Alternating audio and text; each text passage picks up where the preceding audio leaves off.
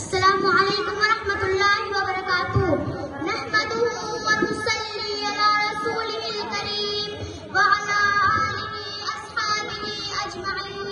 अम्मा बाद, अभी मैं तिफले मक्तब हूँ, मुकर्रिर हूँ न फैज़ाना।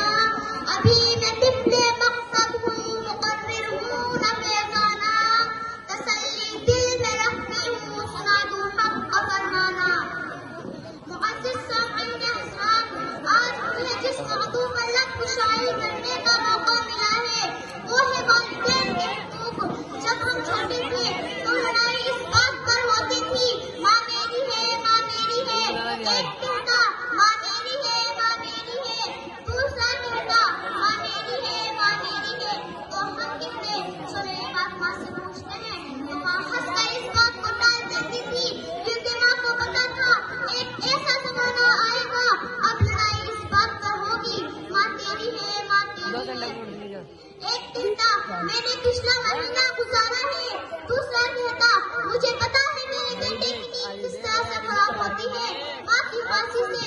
आज वही माँ बोझ बनी हुई है जिसके पैरों तले जन्नत है। मुअज़्ज़िज़ सामीन हज़रात, आज हमारे यहाँ भी ओल्ड हाउस खुल चुके हैं।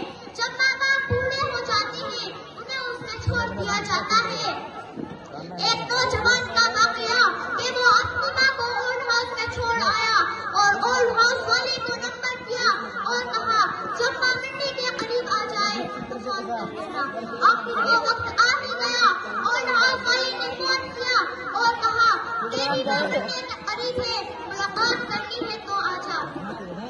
तो वो शख्स आता है और कहता है माँ तेरी ख्वाहिश क्या है? तो माँ कहती है बेटा ये ओल्ड हाउस है जहाँ तुमने मुझे जमा कराया है, यहाँ पे कुछ कमरे खराब हो चुके हैं, तुम उन्हें ठीक करा दे।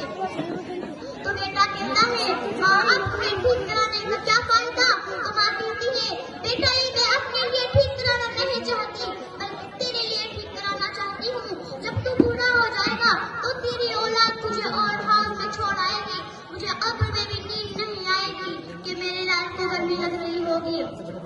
अब मैं आखिर